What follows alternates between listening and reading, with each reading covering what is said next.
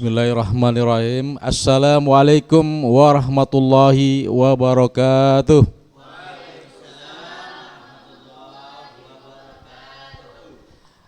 Alhamdulillah, alhamdulillahillazi hadana lihaza wa ma kunna linahtadiya laula an hadanallah. Asyhadu an la ilaha illallah wahdahu la syarikalah wa asyhadu anna Muhammadan abduhu wa rasuluhu sallallahu alaihi wasallam la nabiyya ba'da. Bapak-bapak dan ibu jemaah salat zuhur yang dihormati Allah Subhanahu wa taala.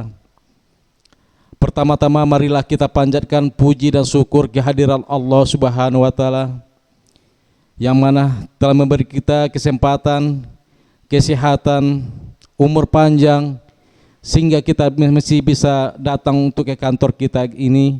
Guna dan tujuan yang lainnya tak bukan untuk melaksanakan kewajiban kita bertugas di pengadilan agama, melayani masyarakat dan sambil untuk beribadah di bulan Ramadan yang penuh berkah ini.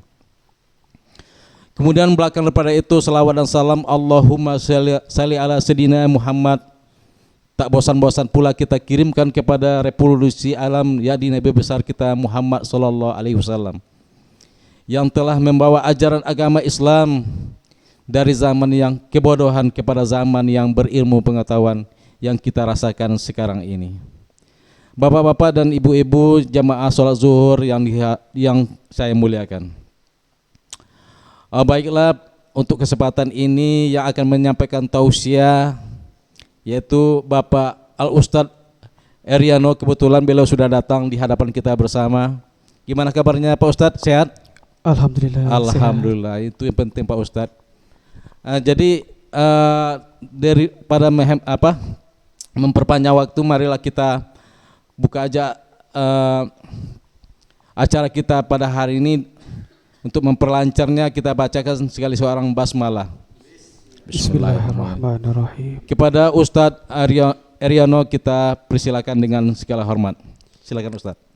Terima kasih MC. Sebenarnya Bapak Ibu yang mengisi pada hari ini adalah Ustadz Eriono, bukan Eriono. Karena Ustadz Eriono itu Ustadz saya gitu kan. Jadi kalau Eriono Al-Mukarram, yang saya tahu Ustadz itu artinya guru, berarti guru saya. Jadi saya mewakili guru saya. Dan alhamdulillah bisa hadir di sini.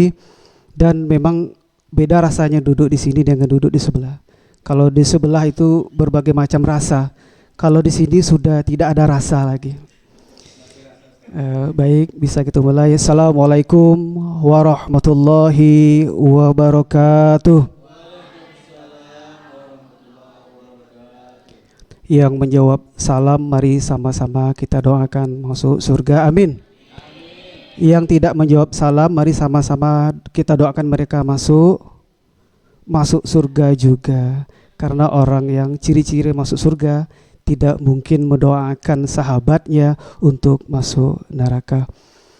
Alhamdulillahirabbil alamin hamdan katsiran kama amar. Asyhadu alla ilaha illallah wahdahu la syarikalah.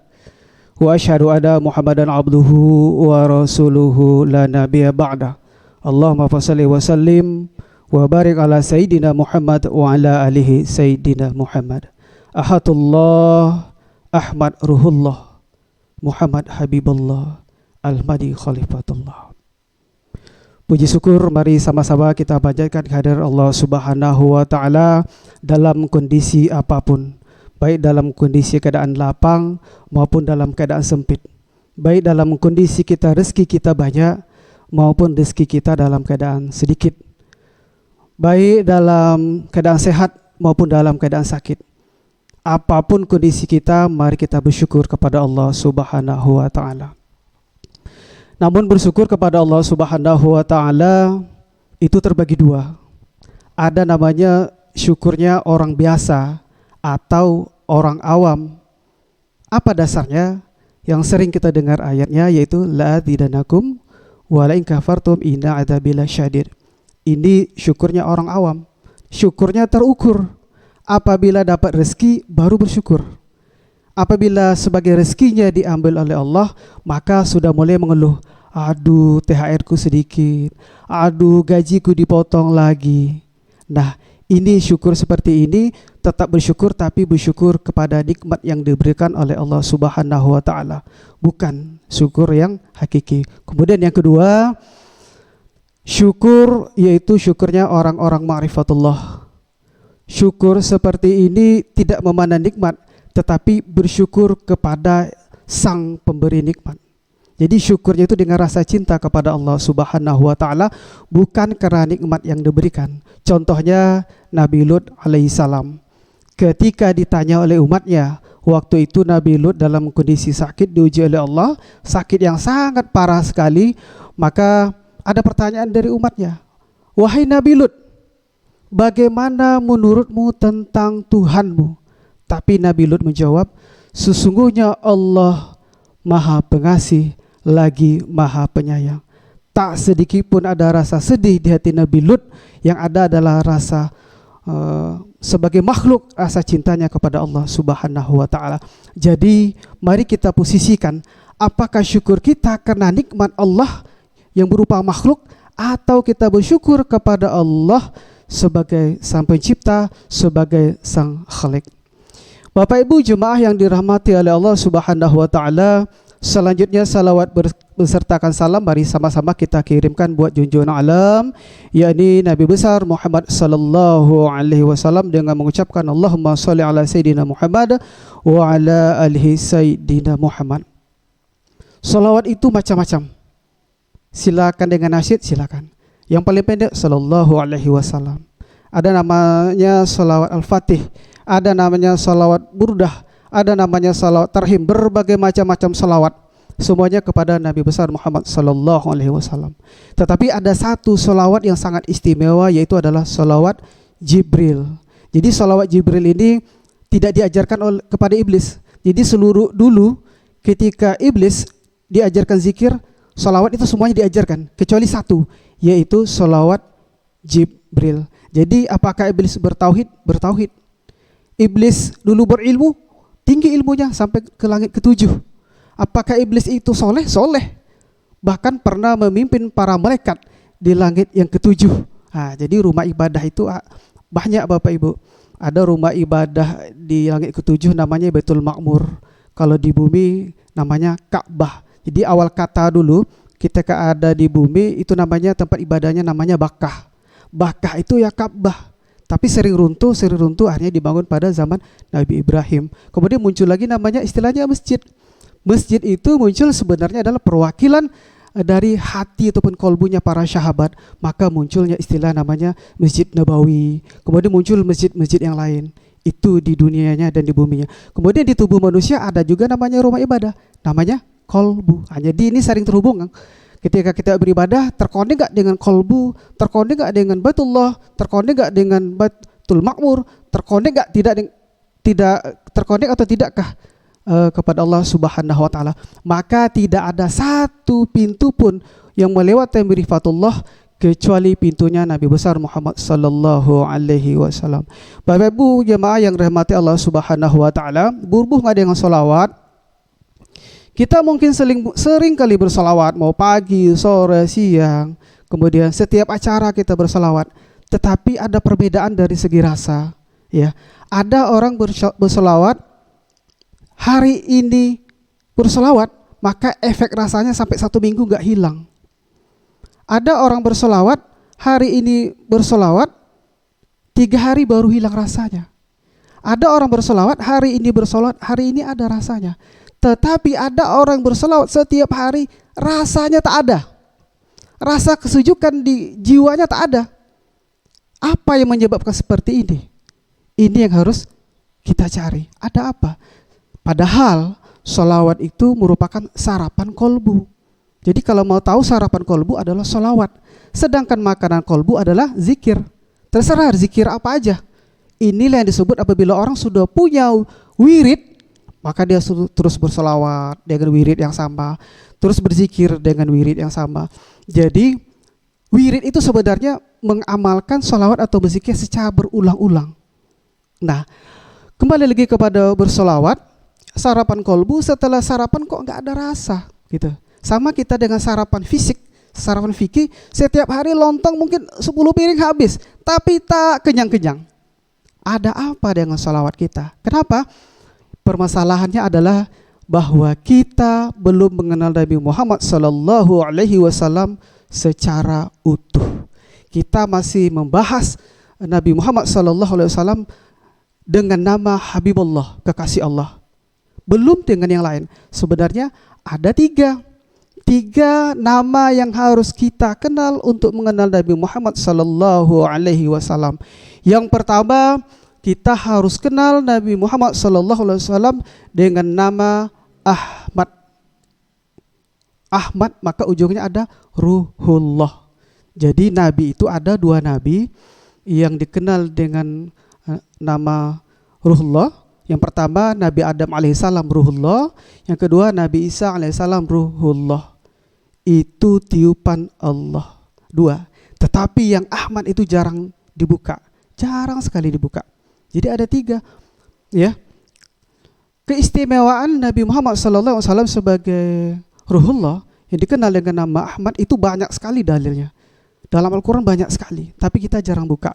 Contoh, salah satu contoh ketika Nabi Adam alaihissalam mau menikah dengan Siti Hawa, itu tidak langsung kumpul, tapi dinikahkan dulu. Ketika Nabi Adam mau menyentuh Siti Hawa, tunggu dulu, kata Allah, stop, jangan disentuh, harus nikah dulu. Siapa menikahkannya? Allah Subhanahu wa taala dengan saksinya para malaikat. Tapi kata Allah, berikan mas kawinnya dulu. Ya, kalau kita mas kawinnya cincin, seperangkat alat sholat, kemudian bismillah. Kulamar engkau dengan bismillah, macam-macam. Tetapi Nabi Muhammad SAW di dalam surah Al-Baqarah, saya lupa ayatnya karena mendadak tadi enggak sempat buka. Ya. Itu seperti ini. Apa mahar yang kau berikan wahai Nabi Adam? Lalu Nabi Adam menjawab, aku akan berselawat kepada Nabi Muhammad SAW sebanyak 10 kali. Itu mas kawinnya, maharnya. Kenapa engkau berselawat kepada Nabi Muhammad untuk dijadikan sebagai mas kawin? Maka Nabi Adam menjawab, sesungguhnya aku melihat antara namanya dengan namamu sangatlah dekat. Nah ini ilmu sirnya dan ilmu rahasianya. Kemudian apalagi dalilnya banyak sekali. Seperti hadis yang pernah saya bacakan dulu ketika perpisahan Ibu Farida. Itu ada hadisnya. Aku sudah diangkat oleh Allah menjadi nabi sementara Adam masih dalam proses antara jasad dan ruh. Itu hadisnya Sahih Al-Bukhari Muslim. Kuntu nabiyya wa Adamu bainar ruhi wal jasadi. Dalam bentuk apa? Jangan coba bayangkan dalam bentuk Habibullah. Tidak bisa, tetapi dikaji dalam bentuk Ahmad Ruhullah. Dan ini sangat banyak sekali. Pintu awalnya untuk bermarifat harus paham Ahmadullah. Kemudian yang kedua, kita harus mengenal Nabi dengan nama Muhammad sallallahu alaihi wasallam. Proses ini kita banyak tahu, mulai dari beliau dalam kandungan ceritanya, mulai dari proses dilahirkan, mulai proses dari waktu kecil, ketika beliau berdagang, semuanya lengkap sampai beliau wafat. Bahkan sampai saat ini masih banyak yang tabu, kok beliau wafat bagaimana? Yang mereka tahu kebanyakan sakit. Sebenarnya ketika beliau wafat, sebelumnya sebenarnya diracun oleh orang muslim yang munafik. Jadi di antara Nabi, ketika itu Nabi mau makan, disiapkanlah sup kaki kambing karena Nabi itu suka dengan sup kaki kambing, diberikan. Ternyata dimasukkan racun yang paling mematikan. Ini jarang sekali dibuka. Ya, sahabatnya ketika mau makan langsung meninggal dunia di tempat, sementara Nabi lebih kurang 1 minggu baru meninggal dunia. Kemudian yang berikutnya, apa yang harus kita kenal dengan nama Nabi Muhammad ini, yaitu Imam Al-Mahdi. Imam Al-Mahdi namanya sama, namanya Muhammad.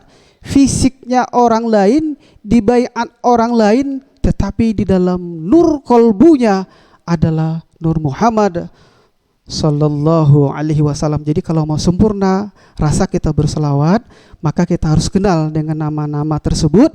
Nama Ahmad, Muhammad, kemudian Al-Mahdi yang isinya yang luar biasa, yaitu Nur Muhammad sallallahu alaihi wasallam, sehingga Dajjal tidak mampu melawannya, karena di dalam pandangan Dajjal bahwa Imam Mahdi tersebut isinya adalah Nur Muhammad sallallahu alaihi wasallam. Kira-kira begitu triknya Bapak Ibu. Mungkin mau kedemonya terlalu panjang. Bapak Ibu yang dimuliakan oleh Allah Subhanahu wa taala, Alhamdulillah pada kesempatan ini saya diberikan kesempatan untuk mengisi. Tadi sudah bersyukur Bapak Ketua sudah perjalanan SPPD ke Pekanbaru, Pak Wakil sudah berangkat, Panitra sudah, Pak Sekre sudah. Terus saya lanjut ngurus remon ke bank. Alhamdulillah bebas tugas. Rupanya masuk WA. Hari ini Ustadz Eriono, berarti guru saya tadi, Ustadz Eriono mengisi ceramah. Sudah bahagia 50% Pak Dalbi. Ketika ada WA, hilang bahagia saya. Udah tak ada rasa lagi. Apa yang mau sampaikan? Maka untuk itu pada kesempatan yang berbahagia ini, mungkin barangkali materi yang saya sampaikan jauh mungkin dari teman-teman. Mohon maaf, tidak ada rasa ingin menggurui. Mohon ampun kepada Allah, mohon petunjuk kepada Allah untuk memudahkan kalam. Jika Allah tidak memudahkan kalam, maka tidak ada apa-apa. Kemudian pada para guru, para mursyid dan ahli-ahli tasawuf, mohon izin, menurut saya inilah saatnya untuk menyampaikan hal-hal yang sir, hal-hal yang barangkali jarang kita bicarakan di tempat umum. Kenapa?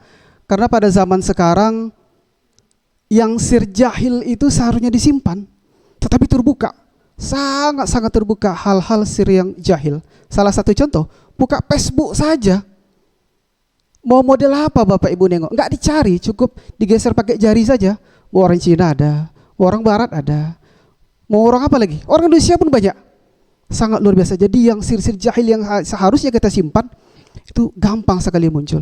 Kadang-kadang untuk memberikan handphone kepada anak-anak ngeri. Akhirnya apa? Metode saya sekarang untuk anak-anak tidak melarang, tetapi memberikan apa yang tidak pantas untuk ditengok diajarkan, mana dilarang. Jadi Al-Furqan itu udah mulai kita terapkan dengan anak-anak. Dilarang nggak bisa, ya. Gak usah main handphone, nggak bisa, malah menjadikan mental anak-anak kita agak bagus. Akhirnya berpikir saya coba materi-materi seperti ini, kita rubah mindset kita. Yang sir-sir itu mau tidak mau harus kita pelajari. Jika di dunia, ini kata kuncinya, jika di dunia kita tidak mau belajar bermarifat kepada Allah, jadi marifat itu artinya mengenal Allah, maka di alam kubur kita dipaksa untuk mengenal Allah. Maka inilah maknawi marrabbuka. Kalau kita sudah kenal Allah, apakah mungkin ditanya? Enggak mungkin. Jadi marrabbuka wa nabiyyuka wa imamuka. Artinya ini pemaksaan. Ketika di dunia kita sudah diberi kesempatan untuk mengenal Allah, tetapi kita tidak mau. Kita tidak peduli. Kita sibuk dengan ilmu fisik, ilmu fikih. Artinya apa? Ketika ini sudah dibuka ilmu ini, kita harus bisa membedakan apa itu ilmu ma'rifat, apa itu ilmu fikih, ilmu fisik. Kalau boleh saya ambil kesimpulan berhubung dengan waktu, saya simpulkan penafsiran para guru tasawuf. Saya coba ambil kesimpulan seperti ini. Orang yang bermarifat pasti dia berfikih. Artinya batal marifatnya kalau tidak sholat, tidak puasa, tidak berwudu, maka tidak jalan. Tetapi orang yang berfikih belum tentu bermakrifat. Itu kata kuncinya. Jadi mau tidak mau yang sir-sir ini kita pelajari. Apalagi yang sering kita lalai? Kita sering menghafal Asmaul Husna. Anak-anak kita terapkan. Kita pun sampai mati-matian. Tetapi di dalam isi Al-Asmaul Husna itu banyak sekali. Mulai dari yang batin, yang paling sir itu ada. Basiro. Basar itu mata fisik. Sedangkan basiroh mata batin. Artinya apa? Apakah penting bermarifat? Sangat penting. Sangat penting sekali. Untuk apa? Untuk menghidupkan nur yang kita lakukan secara fikih. Ya, kalau fikihnya umpamanya gelas, maka airnya itulah marifatnya. Ini secara umum. Kalau didetailkan sebenarnya tidak cukup waktu, karena ilmu tasawuf itu isinya pertama syariat, tarikat, hakikat, dan marifat itu harus lengkap. Kalau itu tidak lengkap, maka batallah. Bapak Ibu jemaah yang dirahmati oleh Allah Subhanahu wa taala, marifat itu dari Rasulullah sallallahu alaihi wasallam sudah ada. Tetapi kita jarang membahas karena terbagi-bagi ilmunya. Sejarahnya ketika Sayyidina Ali bertanya kepada Rasulullah sallallahu alaihi wasallam, "Wahai Rasulullah, zikir apa yang terbaik yang saya pelajari Rasulullah? Kasih saya ilmu."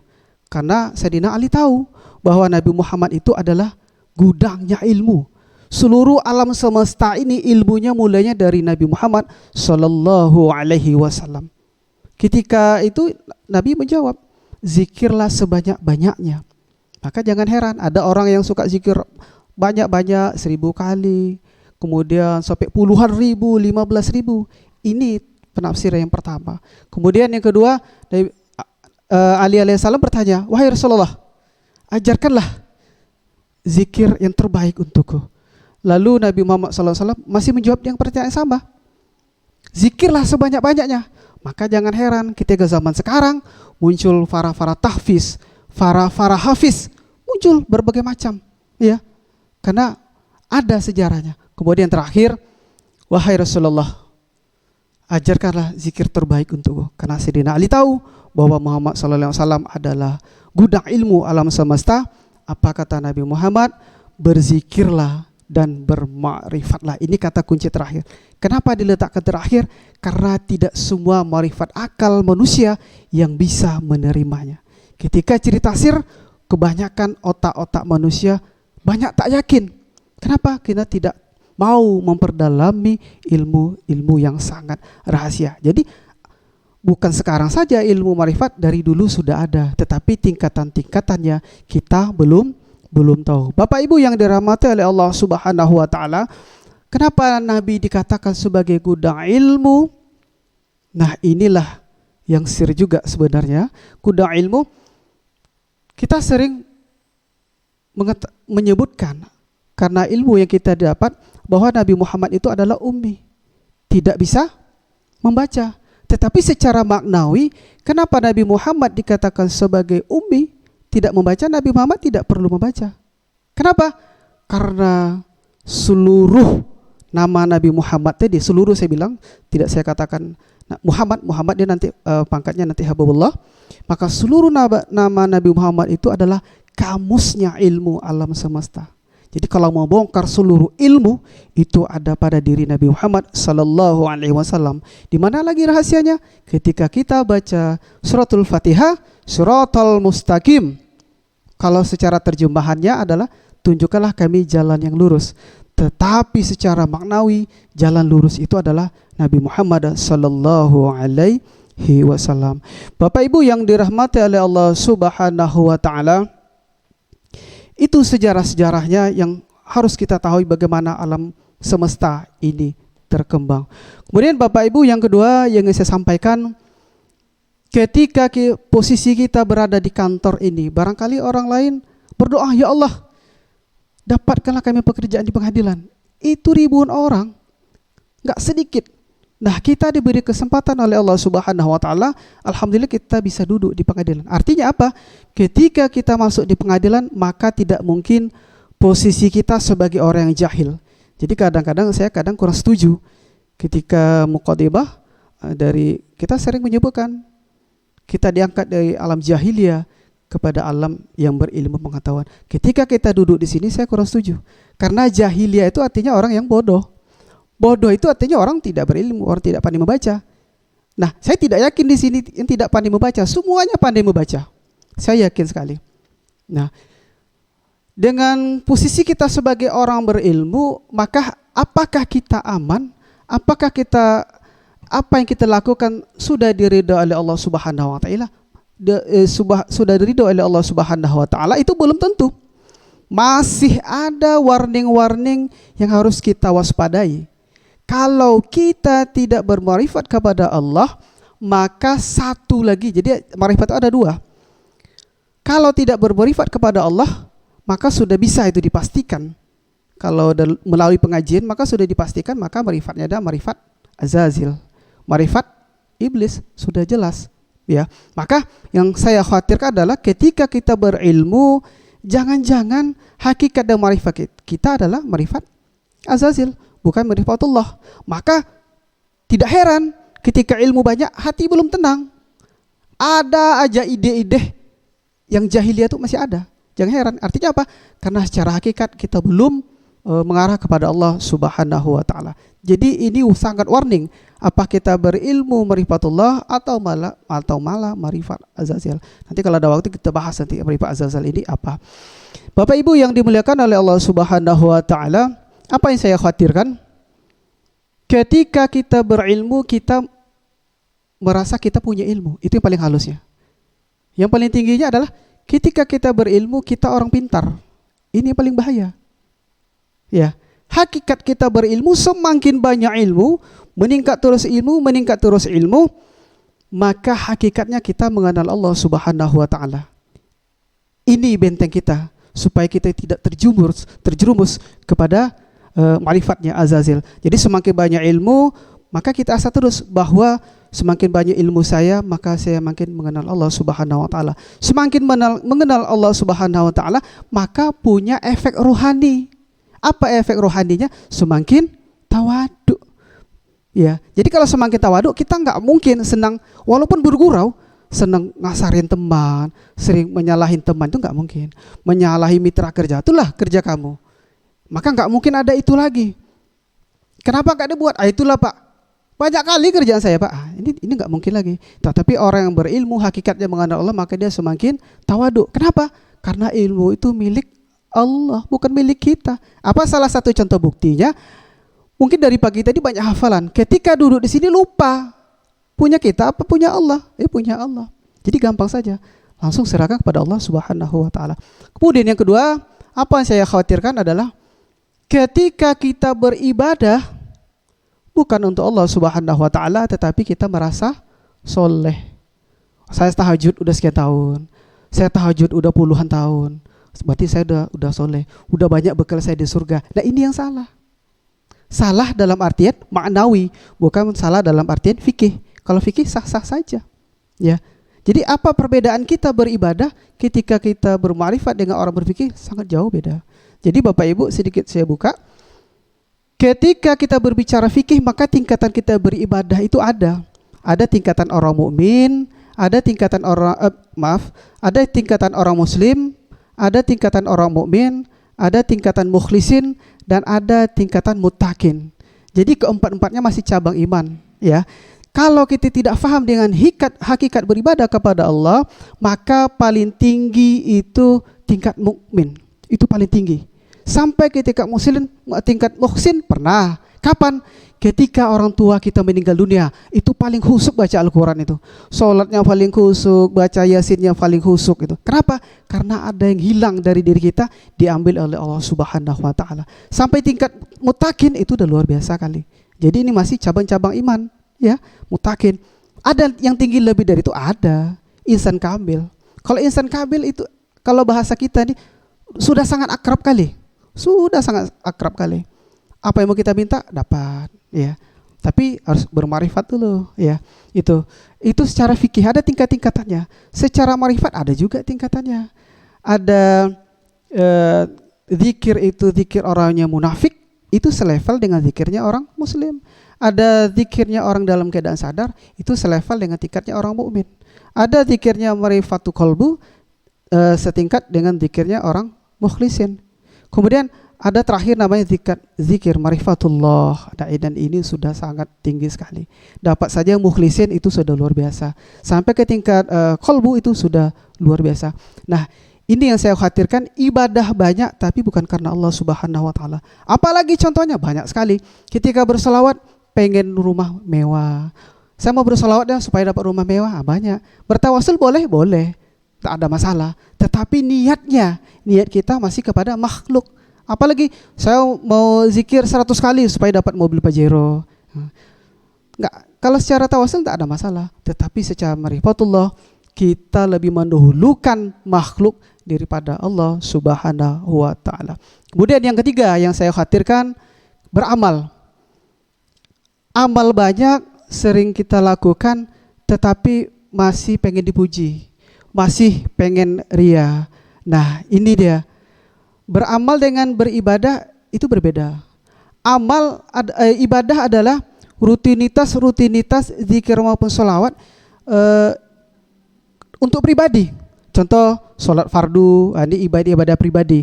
Kemudian zikir 1000 kali, sholat sunat, zikir-zikir. Tapi kalau amal itu berhubung dengan ibadah sosial, zakat, infak, sodakoh. Ini berhubungan dengan ilmu dan ini pahalanya sangat besar, ya.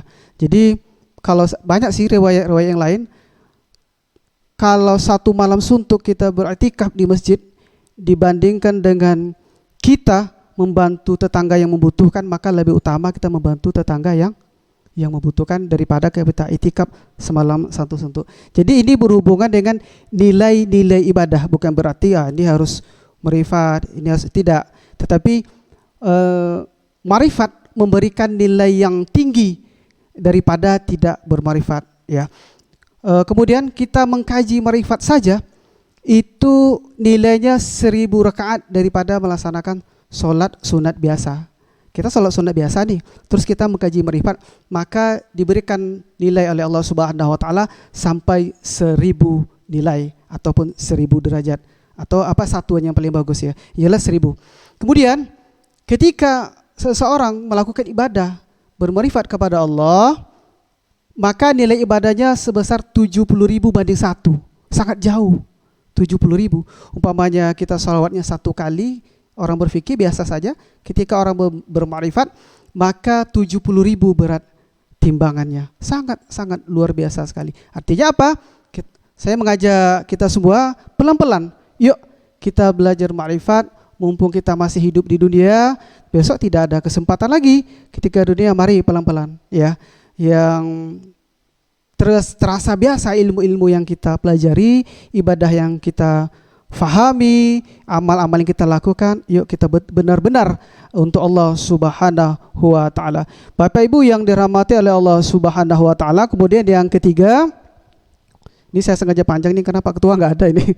Mudah-mudahan beliau nggak nonton. Kemudian yang ketiga berhubungan dengan Ramadan. Ramadan berasal dari kata romat. Romat itu artinya terbakar, membakar.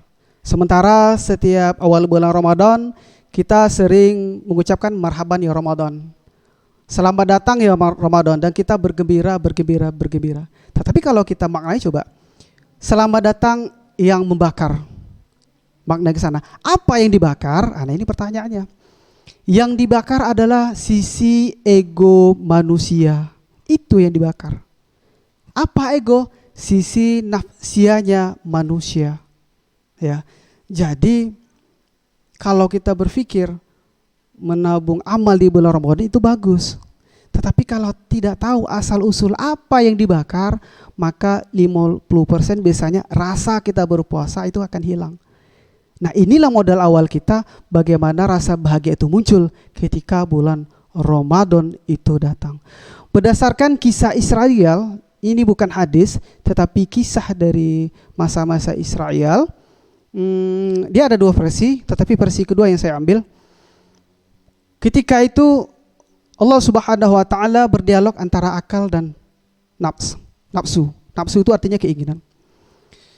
Jadi sebelum manusia itu utuh jadi, maka ada komponen-komponen yang diciptakan oleh Allah. Yang pertama ruh. Ruh itu bukan ciptaan, tapi tiupan. Ini ada rahasia di sini. Kemudian apalagi diciptakan oleh Allah? Ada nafs, ada akal, ada kolbu.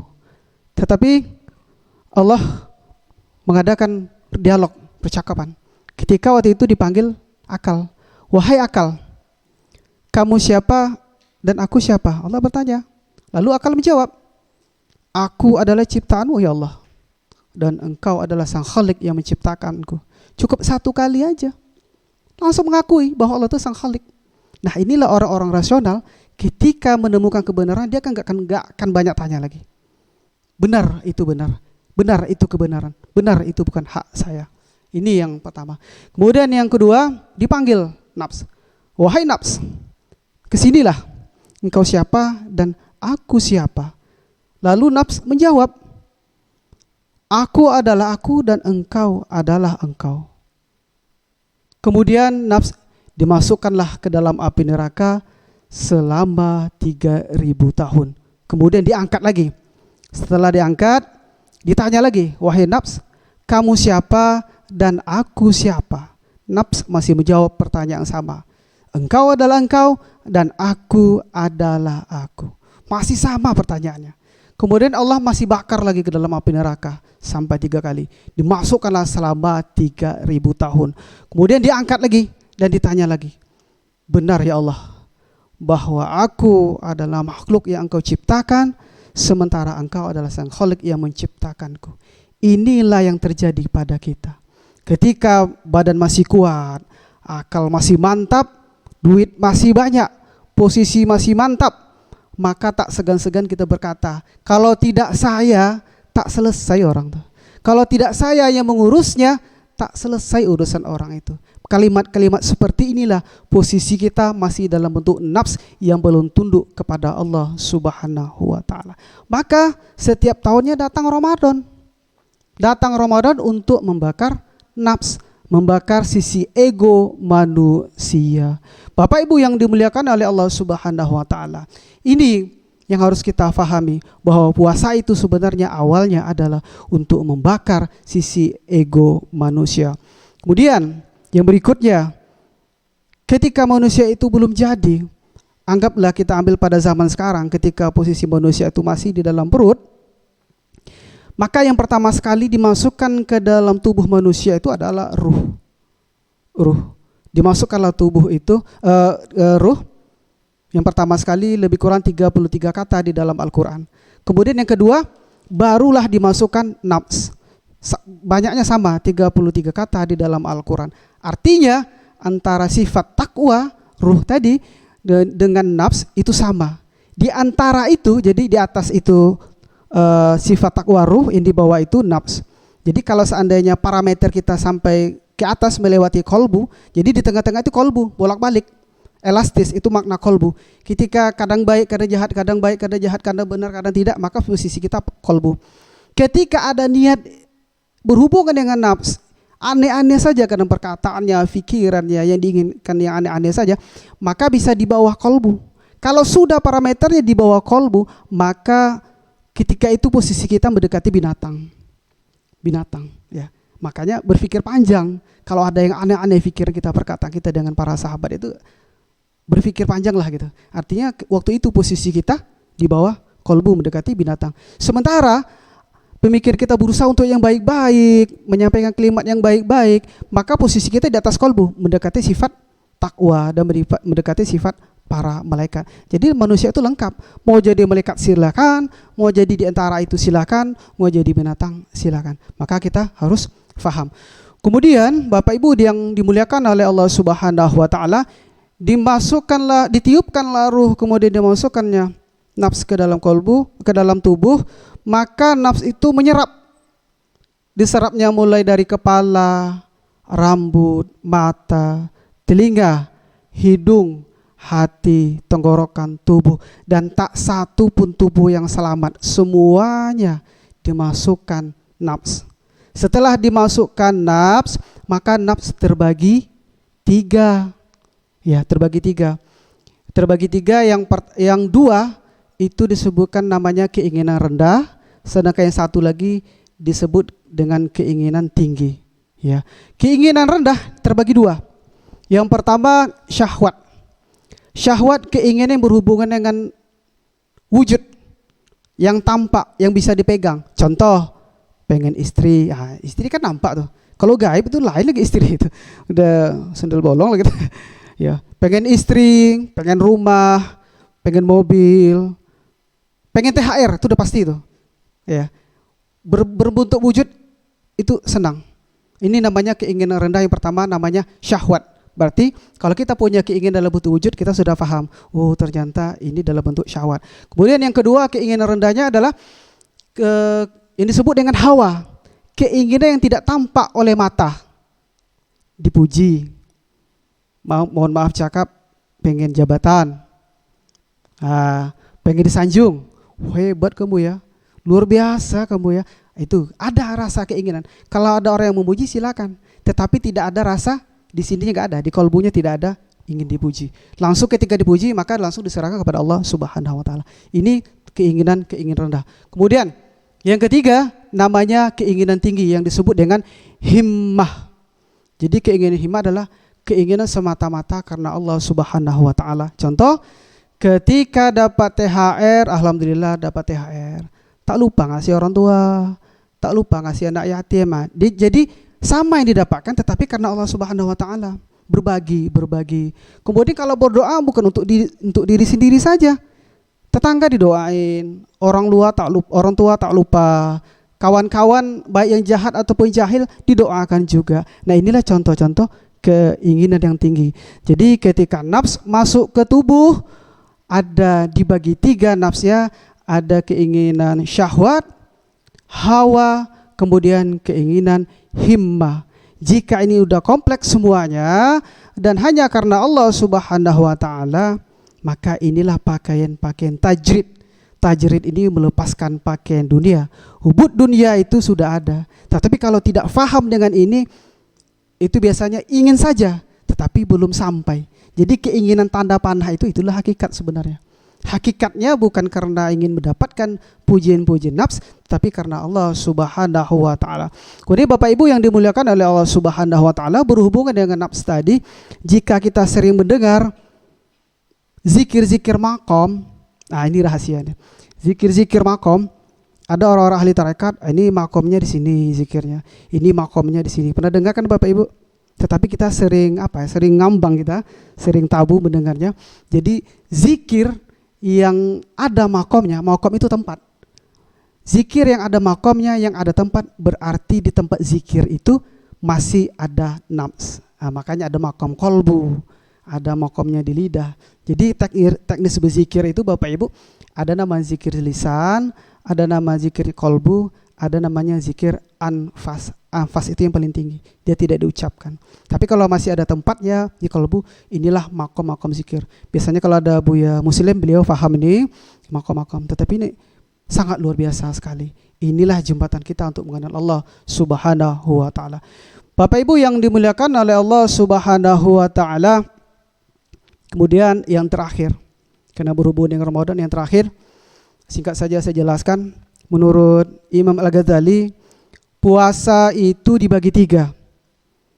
Yang pertama namanya puasa fisik. Puasa fisik, puasa berhubungan dengan fisik kita. Kita menahan makan, menahan minum.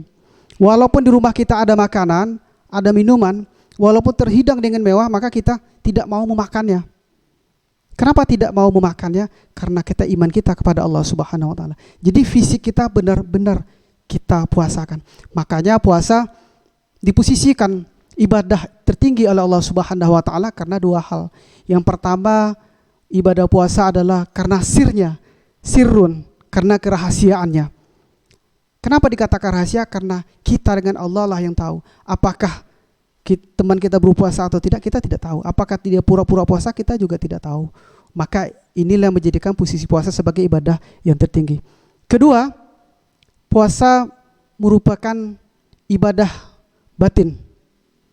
Ketika batin berpuasa, maka ketika beramal, berdoa, batin kita makin tajam. Apa yang terjadi pada umat muslim pada saat ini? Ibadah rajin setiap hari, duha segala macam, tapi jarang berpuasa. Dan puasanya tidak bersir pula. Maka inilah doa-doanya yang tidak tajam. Ya, ini yang membuat puasa menjadikan puasa tingkatnya tertinggi ibadahnya. Kemudian yang kedua namanya puasa jiwa. Puasa jiwa adalah puasa nafs tadi, puasa keinginan. Jadi ketika nafs masuk ke tubuh, itu ada namanya jiwa, bukan hayat. Kalau boleh saya buka ini, kullu nafsin dha'iqatul maut. Al-Quran mengatakan kullu nafs. Nafs itu secara terjemahan artinya setiap yang bernyawa pasti akan mati. Tetapi di dalam maknawi setiap yang berjiwa akan mati. Nah, puasa jiwa inilah pelan-pelan yang harus kita fahami dan kita pelajari. Kalau sudah puasa jiwa, maka tidak ada lagi buruk sangka, tak ada lagi namanya ghibah, tak ada lagi namanya mengeluarkan perkataan-perkataan yang menghilangkan ibadah puasa, nggak ada lagi. Berbicara sesuai dengan aturannya. Jadi kalaupun benar, yang kita punya dalil yang benar nih, tapi kita berdebat, nggak jadi. Karena berdebat itu dilarang oleh Allah Subhanahu wa taala. Walaupun seseorang itu melakukan kesalahan dan kita mengatakan, "Woi, kamu tadi mencuri ya." Ketika kita berbicara seperti itu, kita belum puasa jiwa. Kemudian yang paling tertinggi namanya puasa ruhaniyah. Nah, ruhaniyah ini kita harus perhatiin dulu, harus kita fahami dulu ilmu hakikat dan ma'rifatnya harus kita perhatiin pelan-pelan. Ya, karena puasa ruhaniyah itu berbeda dengan cara kita berpuasa. Kita sampai ke tingkat kedua itu udah syukur sekali, sudah alhamdulillah sekali. Tetapi puasa yang tingkat ruhaniyah ini, kalau boleh saya menjelaskan sedikit, kalau kita batal berpuasa secara puasa fikih, makan dan minum, batal puasa. Tetapi orang yang marifat sampai ke tingkat puasa ruhaniyah, jangankan makan minum, lupa kepada Allah sesaat saja, maka batal puasanya. Kenapa? Karena puasa itu adalah urusanku, kata Allah. Nah, di sini sangat banyak sekali rahasianya. Ketika bangsa Israel bertanya kepada Nabi Muhammad, terangkanlah ruh itu apa, wahai Rasulullah. Apa kata Nabi? Ruh itu urusan Allah. Engkau hanya sedikit, ini maknawinya, kalau terjemah agak seperti itu. Engkau hanya sedikit mengetahuinya. Itulah makna tentang kullu nafsin za'iqatul maut, bahwa setiap berjalan itu akan mati. Ketika yang bertanya itu sedikit ilmu tentang ruh, tetapi Nabi Muhammad SAW banyak tahu tentang ruh. Sedikit saya tambahkan, kalau sudah berbicara ke situ, maka untuk memahami alam semesta itu banyak. Kita hanya banyak terfokus masalah alam semesta duniawi saja, tidak. Ada namanya alam ruh, babul ruh ada namanya alam jabarut, alamnya para wali ada namanya alam malakut, alamnya para malaikat, alam kandungan, alam dunia, kemudian masuk ke alam kubur nanti terbagi dua. Ada yang masuk ke alam alien, ada masuk ke alam sitjin. Alam alien mendapatkan nikmat kubur yang pandangnya seluas pandang memata. Sementara alam sitjin sama dengan penjara lah kalau kita di dunia. Artinya apa? Kembali lagi ke awal, apakah kita mau belajar marifat atau tidak, terserah kita. Artinya apa? Tidak mengenal Allah di dunia, maka kita dipaksa mengenal Allah di alam kubur. Itu di alam kubur dipaksa. Kenapa? Karena masih ada potensi kita untuk menerima amal jariah, masih ada doa anak yang soleh, ilmu yang bermanfaat kita masih ada, kemudian lain hal sebagainya. Kemudian setelah meninggal dari alam kubur itu masih ada 8 alam yang harus kita lewati, yaumul mizan, padang mahsyar. Terakhir yang harus kita tempuh nanti, apakah kita masuk neraka atau kita masuk surga. Bapak Ibu yang dimuliakan oleh Allah Subhanahu wa taala, dengan waktu yang relatif singkat ini, yuk mari kita hijrah secara perlahan. Karena hijrah itu tidak mesti dalam bentuk fisik, tidak ya. Jadi ada orang hijrah itu hijrah fisik, hijrah lisani, hijrah pakaian, celananya harus jingkrang, harus pakai jenggot, tidak ada masalah. Ya, kemana-mana, assalamualaikum, subhanallah, tidak ada masalah. Ya, tidak ada masalah. Jadi secara fisik, pakaian mau pakai cadar terserah. Tapi kedua, ada namanya hijrah ruhani. Jadi hijrah rohani ini penting, memberikan nilai yang paling besar untuk ilmu fikih. Bapak Ibu yang dimuliakan oleh Allah Subhanahu wa taala, sekali lagi saya mengajak, mari pelan-pelan kita hijrah, jangan terfokus masalah ilmu dunia saja.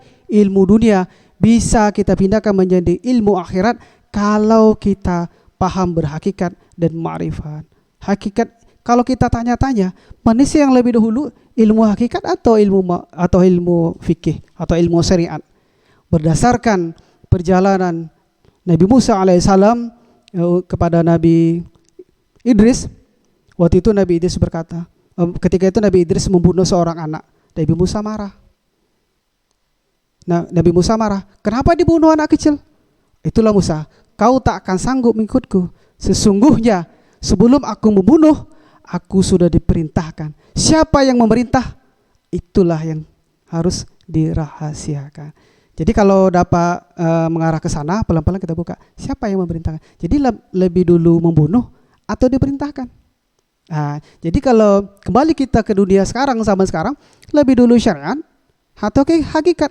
Lebih dulu hakikat. Karena apa? Karena ada sir di dalam kolbu. Kolbu itu lapis-lapis Bapak itu. Ada fuad, ada lub, ada sir. Nah, tapi saya belum bisa menjelaskan di sini, bukan wewenang saya karena saya belum dapat ijazahnya. Jadi untuk mengenal ma'rifat itu ada dua cara. Yang pertama dengan cara mengkaji seperti ini, mengkaji mengenal Allah. Yang kedua belajar teknik zikir. Inilah zikir-zikir yang diijazahkan. Seperti contoh pakai tarekat Nasabandi, tarekat Sazili, ataupun tarekat itu banyak. Mulai munculnya dari mana? Dari Nabawiyah. Munculnya dari sana tarekat. Tetapi ini jarang dibahas. Apalagi orang-orang yang tingkat rasionalnya mengarah kepada tingkat-tingkat ilmu fikih. Bapak Ibu yang dimuliakan oleh Allah Subhanahu wa taala, sekali lagi sedikit pun tidak ada untuk mengajari, sedikit pun tidak ada merasa bahwa Bapak Ibu belum tahu, tetapi coba mengingatkan bahwa dulu waktu kecil kulub kita terbuka. Tetapi karena dosa-dosa kita terlalu banyak, hanya kulub kita tertutupi oleh noktah ataupun noda-noda dosa, sehingga nur kolbu kita tidak terbuka lagi.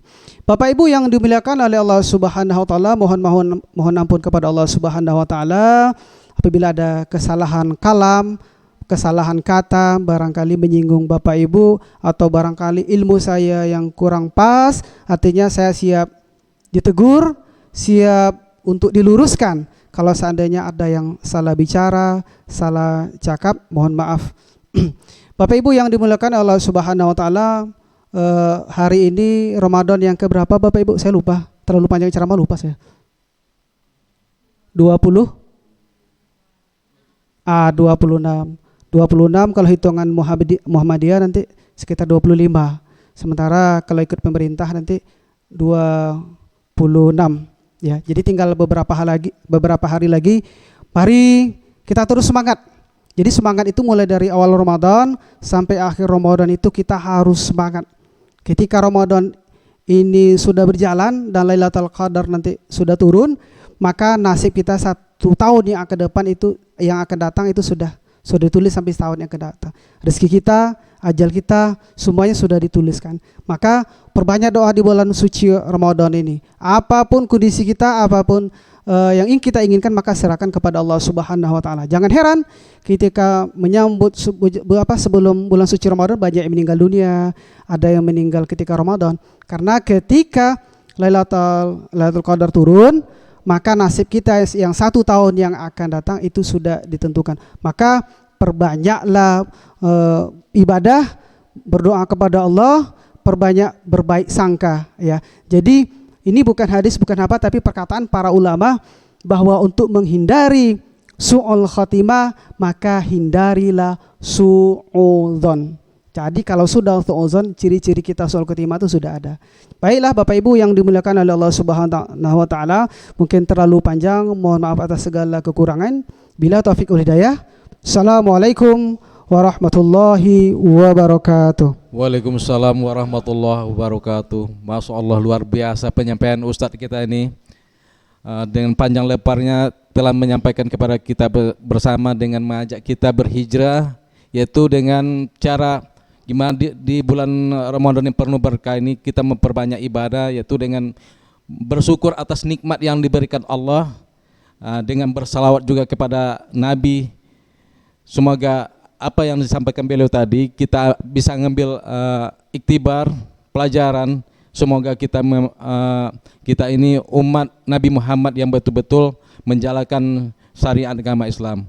Mungkin itu aja Pak Ustadz acara kita pada siang ini. Saya sebagai pewacara minta maaf kalau ada salah dan hilaf, saya minta maaf. Billahi taufiq wal hidayah. Assalamualaikum warahmatullahi wabarakatuh.